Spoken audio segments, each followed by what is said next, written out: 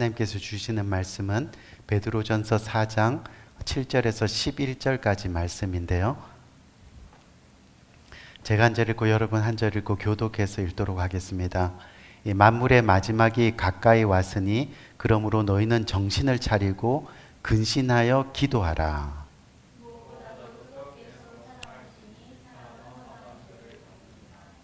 서로 대접하기를 원망 없이 하고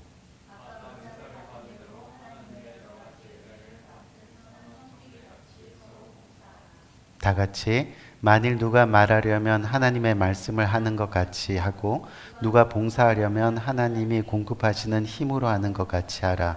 이는 범사의 예수 그리스도로 말미암아 하나님이 영광을 받으시게 하려 함이니 그에게 영광과 권능이 세세에 무궁하도록 있으리라. 아멘. 아멘. 오늘 성도는 이래야 합니다. 5번째 시간을 가지는데요. 이 성도는 이래야 합니다. 지난 이 4주간 우리가 말씀을 보면서 내가 성도로 이렇게 살아야 된다, 이런 결단을 하는 그런 시간을 가졌습니다. 근데 오늘 말씀을 전하기에 앞서서 다 알고 있지만 다시 한번 이 성도의 뜻이 무엇인지에 대해서 한번 짚고 넘어가면 좋을 것 같아요. 여러분, 성도는 뭐라 그랬습니까? 원래 성도는 거룩한 무리, 이 거룩한 무리라는 그런 뜻입니다. 그리고 여기서 거룩한이라는 뜻은 바로 구별된 이라는 뜻입니다. 즉 성도는 세상에 살지만 세상으로부터 구별된 사람이라는 뜻이 되는 겁니다. 어떻게요? 바로 성도는 세상에 속한 사람이 아니라 하나님 나라에 속한 사람이라는 말이 되겠죠. 그렇기 때문에 성도는 세상 속의 사람들과는 무언가 다른 삶을 살아야 합니다.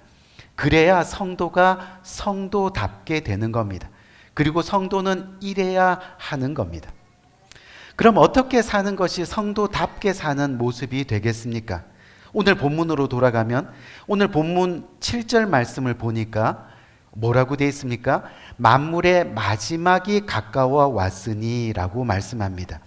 모든 사람들에게는 반드시 끝이 있다는 그런 이야기입니다. 우리 귀한 성도님들, 솔직히 저와 여러분은 오늘도 건강하고 또 영원히 살 것처럼 그렇게 행동하면서 살아갑니다. 솔직히 저와 여러분들 중에서 평소에 내가 내일 죽으면 어떡하지 하면서 생활하는 사람들은 거의 없을 겁니다. 하지만요, 불현듯 마지막 때가 온다는 겁니다. 하나님께서 부르실 때가 반드시 저와 여러분의 인생 가운데 찾아온다는 그런 이야기입니다. 어떤 분들은 건강히 지내다가 갑자기 병으로 마지막을 맞이하는 분도 계십니다. 또 전혀 생각하지 못한 교통사고로 마지막을 맞이하는 분들이 계십니다. 그나마 나이가 많이 들어서 세상을 떠나는 분들은 마음에 준비할 시간이 있어서 조금은 다행입니다. 하지만 오늘 아침에 아침 식사를 같이 하고 함께 집을 나섰는데 교통사고가 나서 아침은 함께 했지만 저녁은 함께 하지 못하는 그런 경우도 있습니다. 저의 큰누님이 그렇게 제 곁을 떠났습니다. 이렇듯 우리 인생의 마지막은 예고 없이 찾아오는 경우가 많이 있습니다. 그렇기 때문에 그 마지막을 생각하며 겸손히 사는 사람들이 바로 성도라는 겁니다. 우리 귀한 성도님들, 우리는 언제까지 영원히 살 것처럼 그렇게 살아서는 안 되는 겁니다. 마지막 때를 부정하고 또 마지막 때는 나와 상관이 없다고 그렇게 살아서는 안 되는 겁니다. 당장 내일이라도 예수님께서 나를 부르시면 어떻게 할까? 깨어서 주님 오실 때를 사모하는 마음, 바로 마라나타의 믿음. 뭡니까? 아멘, 주 예수여 어서 오시옵소서. 그 믿음과 신앙을 가지고 저와 여러분들은 살아가야 한다는 겁니다. 그런 모습으로 살아갈 때 그것이 바로 구별된 모습, 거룩한 모습, 바로 성도의 모습이라 할 수 있다는 거죠. 그래서 성도는 이래야 합니다. 어떻게 해요? 첫 번째, 오늘 본문 7절 하반부를 보니까 한번 볼까요? 정신 차리고 근신하여 기도하라 라고 그렇게 말씀하고 있습니다. 여러분, 성도는 마지막까지 정신 차리고 기도하는 사람입니다. 그것이 거룩이고 그것이 구별된 모습입니다. 그런데 왜 성경은 기도하기 위해 정신을 차려야 한다고 말씀하셨을까요? 그 이유는 여러분 너무 간단합니다.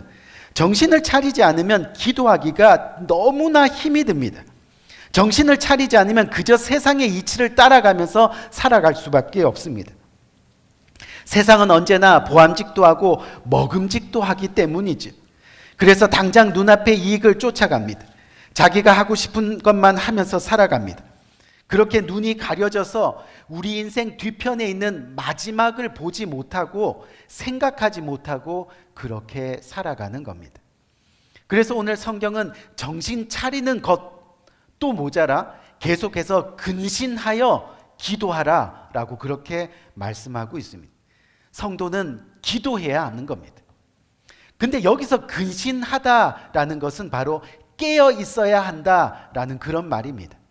우리가 마가복음 14장 38절 말씀 한번 볼까요? 거기에 뭐라고 돼 있어요? 시험에 들지 않게 깨어 있어 기도하라. 시험에 들지 않게 근신하여 기도하라. 그렇게 말씀하고 계시다는 거예요. 즉 근신하지 않으면, 말과 행동이 일치하지 않으면, 깨어 있지 않으면 결국은 스스로 시험에 들게 되는 것이라 말씀합니다. 여러분, 시험에 들면 기도하지 않습니다. 시험에 들면 말씀이 귀에 들어오지 않습니다. 마치 깊은 수렁에 빠져 헤어나오지 못하는 그런 모습과도 같습니다. 영적인 감각이 무뎌지는 겁니다. 제 옆에 있던 어떤 사람이 깊이 잠에 들었습니다. 근데 그 사람을 꼬집으면 어떻겠습니까? 앗! 하면서 즉각적으로 반응합니까? 반응하지 못합니다. 깨어있는 사람은 꼬집은 왜 그래? 이렇게 즉각적으로 반응하지만 자고 있는 사람을 꼬집으면 조금 따끔하지만 무슨 일이 일어났지? 전혀 바로 대응할 수 없다는 겁니다. 그만큼요, 깨어있지 않으면 옳고 그름은 판단할 수가 없게 되는 겁니다. 그것이 바로 시험이라는 거죠. 개인뿐만 아니라 교회 공동체 또 나라 전체도 마찬가지입니다. 깨어있지 않으면 시험에 들고 또한 곤고에 빠질 수 있다는 겁니다. 아무리 강대국이라도 깨어있지 않으면 깊은 잠에 빠져 있으면 위험할 수 있다는 그런 이야기죠. 한번 예를 들어 볼까요? 여러분, 세계사를 보면 제2차 대전이 일어나기 전에 영국이라는 나라가 세계 최강국이었습니다. 그런데 챔벌린이라는 사람이 영국의 수상이 되었을 때 영국은 깊은 잠에 빠지게 되었습니다. 독일이 체코를 쳐들어왔습니다. 아무 반응이 없습니다. 또 독일이 폴란드를 쳐들어갔습니다. 아무 반응이 없습니다.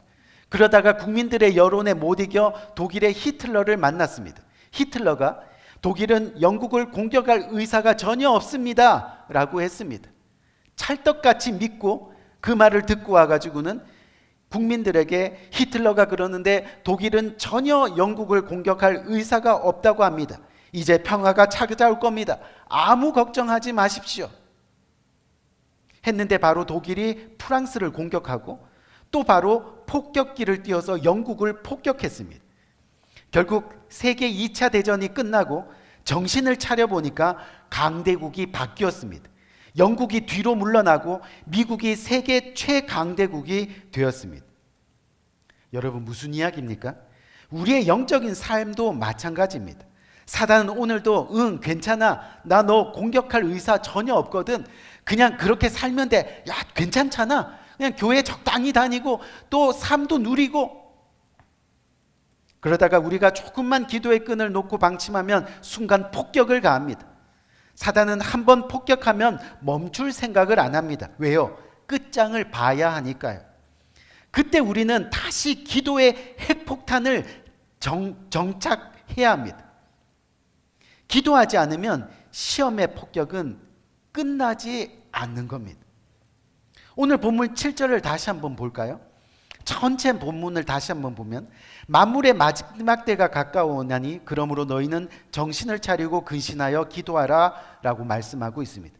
여러분, 기도하는 사람은 깨어있는 사람입니다.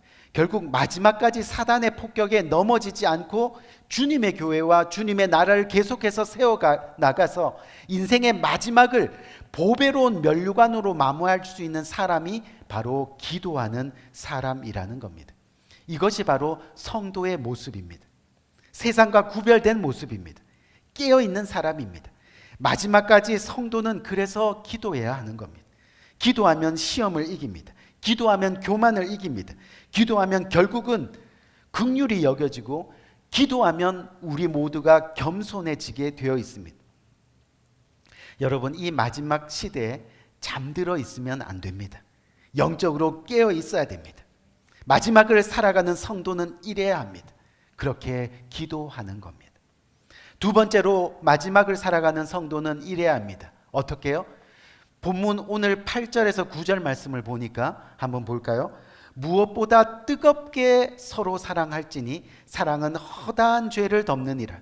서로 대접하기를 원망 없이 하고, 라고 그렇게 말씀하고 있습니다. 여러분, 무슨 말이에요? 열심히 사랑해야 한다는 겁니다. 성도는 이래야 됩니다. 어떻게 해요? 정말 뜨겁게 사랑해야 됩니다. 열심히 사랑해야 됩니다. 사랑하는데 그냥 대충이 아니라 뜨겁게입니다.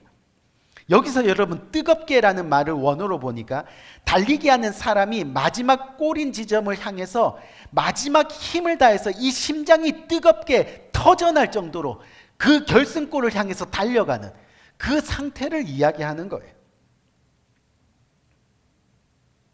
최선을 다해서 사랑하라는 겁니다. 미지근한 사랑이 아니라는 겁니다. 근데 여러분, 최선을 다해서 사랑하는 것이 뭡니까?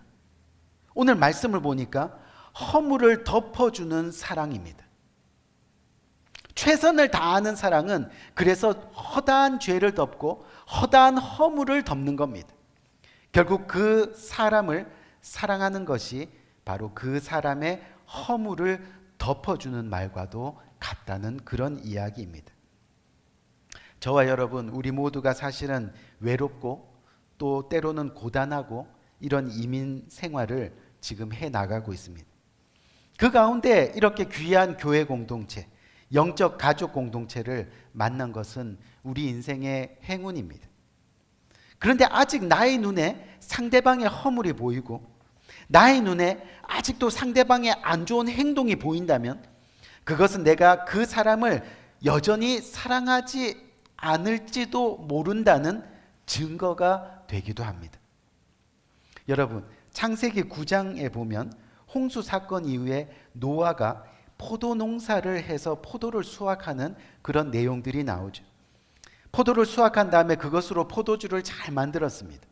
그리고 잘 만들어진 그 포도주를 가지고 마셨는데 그만 깨어있지 못해서 어떻게 했어요? 취해버렸습니다. 뿐만 아니라 옷을 다 벗고 하체를 다 드러내고 그렇게 노아는 잠이 들었습니다. 둘째 아들인 함이 아버지가 부끄러운 하체를 드러내고 자고 있는 것을 보게 됩니다.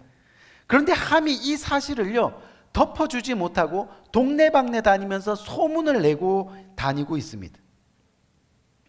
그런데 셈과 아벳, 큰아들과 셋째 아들은 달랐습니다. 아버지의 하체를 보지 않으려고 뒷걸음치면서 다가가서 이불로 아버지의 하체를 잘 덮어드립니다. 결국 허물을 덮어주지 못한 함의 인생은 저주의 인생이 되었습니다. 하지만 허물을 덮어주고 아버지를 끝까지 보호하고 사랑한 셈과 아벳은 축복의 인생이 되었습니다. 사랑하는 성도님들, 성도는 이래야 합니다. 상대의 허물과 약점을 덮어주는, 그것이 바로 사랑인 겁니다. 그런데 사랑은 허물과 약점을 덮어주는 것으로 끝나면 안 됩니다. 성경은 계속해서 뭐라고 이야기합니까? 서로 대접하기를 원망 없이 하고, 라고 그렇게 말씀하고 있습니다. 사랑은 말로만 하는 것이 아닙니다. 생각으로만 하는 것이 아닙니다. 사랑의 구체적인 모습이 있어야 되는데 그것이 바로 서로 대접하는 것입니다. 허물을 못 본 척 해주는 것으로 끝나는 것이 아니라 구체적인 행동의 모습이 있어야 한다는 거죠. 그것이 바로 서로 대접하는 겁니다. 여러분, 대접하는 것은 축복입니다. 대접하는 자에게 하나님은 엄청난 축복으로 그 인생을 함께 하십니다. 성경을 보니까요, 롯은 두 천사를 대접함으로 하나님의 심판을 피할 수 있었습니다.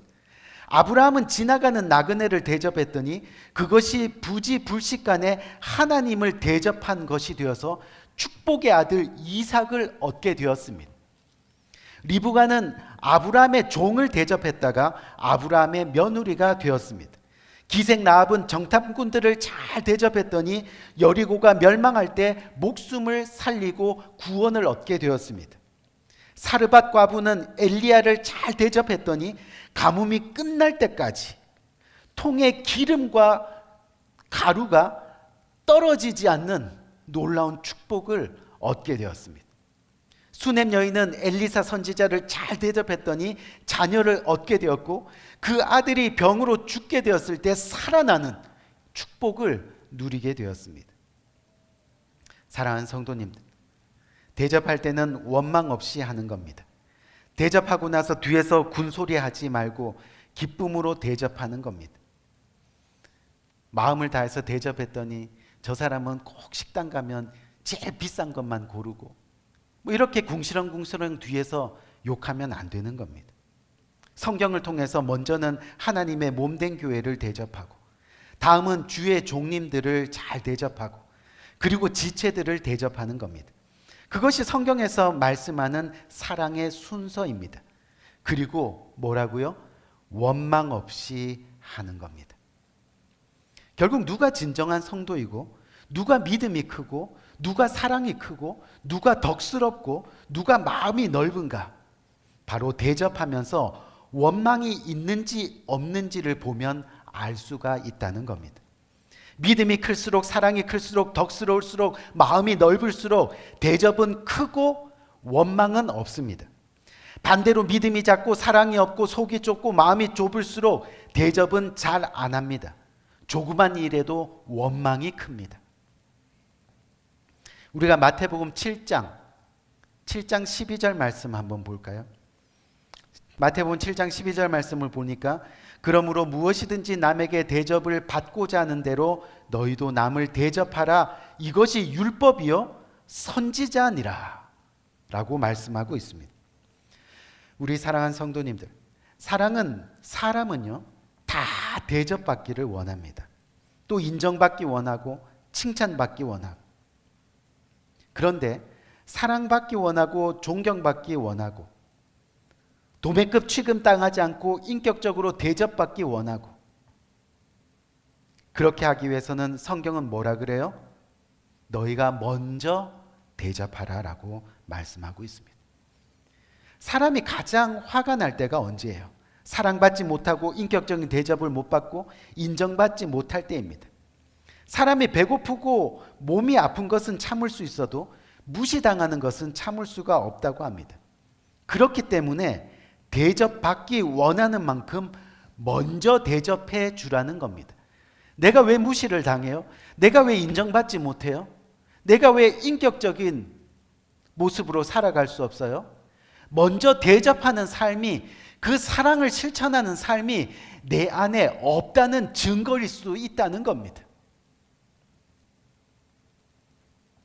그렇기 때문에 먼저 대접하는 겁니다. 성경은요, 대접 안 하고 대접 안 받고 하는 것은 악한 것이라 말씀하고 있습니다. 그런데 여전히 그렇게 악하게 살아가는 사람들이 너무나 많습니다. 너무나 이기적으로 살아갑니다. 나 안 받아. 그리고 난 안 줘. 그렇죠? 나 섬김 받을 필요 없어. 나도 섬김 안 할래. 여러분, 성경은 계속해서 오늘 구체적으로 대접한다는 것이 무엇인가에 대해서도 말씀하고 있는데, 그것이 바로 오늘 본문 10절 말씀을 보니까 각각 은사를 받은 대로 하나님의 여러 가지 은혜를 맡은 선한 청지기 같이 봉사하라 라고 그렇게 말씀하고 있습니다. 여러분, 대접한다는 것은 봉사한다는 겁니다. 무슨 이야기입니까? 즉 억지로 싫어하면서 내키지 않는 마음으로 그렇게 하는 것이 아니라 진심으로 마음에 우러나와서 자발적으로 그렇게 먼저 섬기는 겁니다. 먼저 서빙하는 겁니다. 봉사하는 겁니다. 먼저는 음식을 대접합니다. 먼저는 필요한 것을 공급합니다. 먼저는 칭찬합니다. 먼저는 인정합니다. 그렇게 하나님이 베풀어 주신 여러 가지 은혜를 기억하면서 그 은혜를 그 모양 그대로 갚아 나가는 겁니다.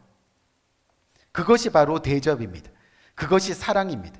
그것이 성도의 진정한 모습이 되는 겁니다. 이 최영독 씨가 지은 복음성가 중에 오늘 나는 이라는 그런 곡이 있습니다. 근데 그 가사 내용을 보면 내가 먼저 손 내밀지 못하고, 내가 먼저 용서하지 못하고, 내가 먼저 웃음 주지 못하고 이렇게 머뭇거리고 있네. 그가 먼저 손 내밀길 원했고, 그가 먼저 용서하길 원했고, 그가 먼저 웃음 주길 원했네. 나는 어찌 된 사람인가? 오늘 나는 주님 앞에서 몸둘 바 모르고 이렇게 흐느끼고 서 있네. 우리 사랑하는 성도님들, 성경을 보면 먼저 남을 대접해야 한다는 것을 아는데 그게 안 되는 겁니다. 왜요? 마음이 안 따라주기 때문이죠. 결국 우리의 마음이 사랑을 보지 못하고 계속 허물을 보고 실수를 보고 인정하지 않고 정죄하고 미워하니까 대접할 수 없는 겁니다. 우리가 너무 잘 알고 있는 소설 레미제라블 아시죠? 그렇죠?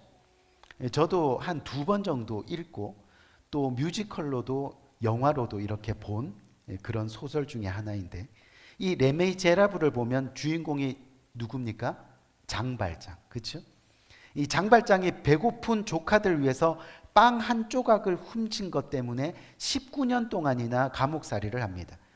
그런데 가석방이 되어서 감옥에서 나왔는데요, 장발장을 받아주는 사람이 아무도 없는 거죠. 그런 그를 신부님이 받아주고 배불리 먹고 쉬게 해주었습니다. 장발장이 신부님을 떠나면서 꼭 성공해서 갚겠습니다 하면서 은촛대 하나를 가지고 나왔다가 경찰에게 검문을 당하면서 잡히게 됩니다. 하지만 그때 신부님이 변호해 주게 되죠. 은촛대는 자신이 준 것이라고 그렇게 말합니다. 장발장이 그때 감동을 받습니다. 태어나서 처음으로 인간다운 대접을 받았기 때문입니다. 이후에 장발장은 자수성가에서 한 도시의 시장이 됩니다. 그리고 코제트라는 불쌍한 소녀를 친딸처럼 돌봐주고 또 사위를 맞아서 그를 결혼시키고 또 아름다운 가정을 이룰 수 있도록 끝까지 도와줍니다. 받은 사랑을 알기에 장발장은요, 먼저 남을 사랑하는 사람이 되었습니다. 먼저 대접하는 사람이 되었습니다. 먼저 봉사하는 사람이 되었습니다. 근데 이 장발장을 계속 따라다니던 사람이 하나 있었는데 바로 누구예요? 자베르라는 경찰이 있었습니다. 이 자베르라는 경찰은 계속해서 장발장의 과거를 폭로하면서 그를 괴롭힙니다. 결국 이 소설의 결말이 어떻게 됩니까? 사랑을 알게 된 장발장은 먼저 남을 사랑하고 대접하는 사람이 되었습니다. 반면에 잘못과 미움의 눈을 가지고 장발장을 계속해서 정죄의 눈으로 바라봤던 자베르 경찰은요, 결국은 그 정죄와 그 미움 때문에 자살로 자신의 인생을 마감하게 되는 겁니다. 우리 사랑하는 성도님들, 우리는 어떻습니까?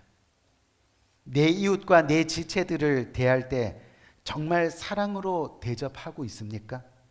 아니면 여전히 허물을 보고 그렇게 정죄의 마음으로 비판하며 자신을 괴롭히지는 않느냐는 겁니다. 오늘 본문은 우리 주님이 다시 오신다고 약속하셨습니다. 우리 인생의 끝이 있다고 말씀하고 있습니다. 그럼 우리는 이제부터 어떻게 성도의 남은 인생을 살아가야 하는가 하는 문제를 고민해 봐야 됩니다. 우리 귀한 성도님들, 과연 주님이 오실 때 우리는 어떤 모습으로 그분 앞에 설 수 있겠습니까? 그분이 기다려질까요? 아니면 그분 만나기가 두려울까요? 이 마지막 때에 저와 여러분은 거룩한 성도가 되어야 됩니다. 구별된 성도가 되어야 됩니다. 어떻게요? 깨어 기도하시고 서로 사랑하시고 서로 대접하되 원망 없이 하시고 그렇게 봉사함으로 주님을 기쁘시게 하는 하나님의 사람들이 되어야 합니다. 그럴 때 하나님 앞에 서는 날, 죽음의 순간, 마지막 순간에 설레이는 마음으로 주님을 만날 수 있게 되는 겁니다. 성도는 이래야 합니다. 이런 성도들이 되기를 주님의 이름으로 간절히 축원드립니다. 우리 한번 기도할까요?